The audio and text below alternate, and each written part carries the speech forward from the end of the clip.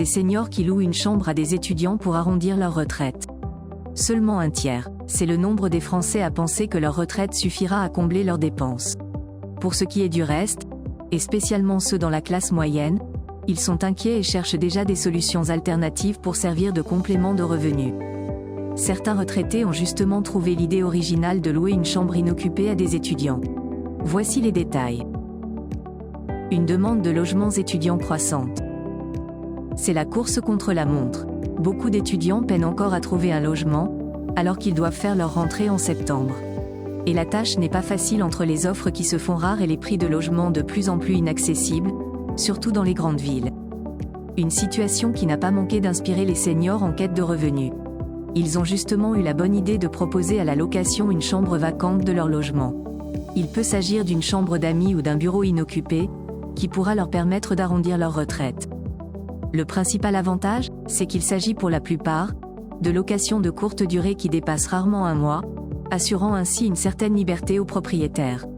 Pour franchir le pas, ce dernier se dirige souvent vers une plateforme de réservation de chambres où il pourra choisir lui-même son locataire et la période de location qui lui convient. Les critères et avantages pour louer une chambre à un étudiant. Bien que très avantageuse, louer une partie de votre résidence principale exige quelques critères imposés par la loi. La pièce louée doit avoir une surface minimale de 9 mètres carrés, une hauteur de 2,20 mètres et une ouverture vers l'extérieur. La chambre doit être correctement équipée et sécurisée. L'étudiant doit avoir accès aux sanitaires, aux parties communes et être libre de cuisiner. Hormis la liberté fournie par ce type de location, il faut aussi savoir qu'un étudiant dispose de solides garanties pour payer son loyer. Généralement, ce sont les parents qui se portent garants. Et d'ailleurs, leur statut d'étudiant leur permet également de toucher certaines aides financières financées par l'État, VISAL, APL ou ALS, bourse, etc. Autre atout, dès que le senior estime avoir assez d'économies, il pourra décider d'arrêter de louer la chambre. Quel contrat pour louer une chambre à un étudiant ? Le propriétaire a le choix entre 3 différents types de contrats.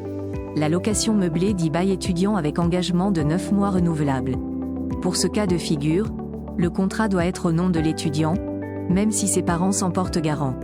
Le bail mobilité d'une durée de 1 à 10 mois. Le contrat de cohabitation intergénérationnelle pour les propriétaires de plus de 60 ans. Quel que soit le contrat choisi, ce type de location reste avantageux pour les deux parties. Si l'un trouve un logement à prix généralement réduit, l'autre reçoit un surplus de revenus durant ses vieux jours.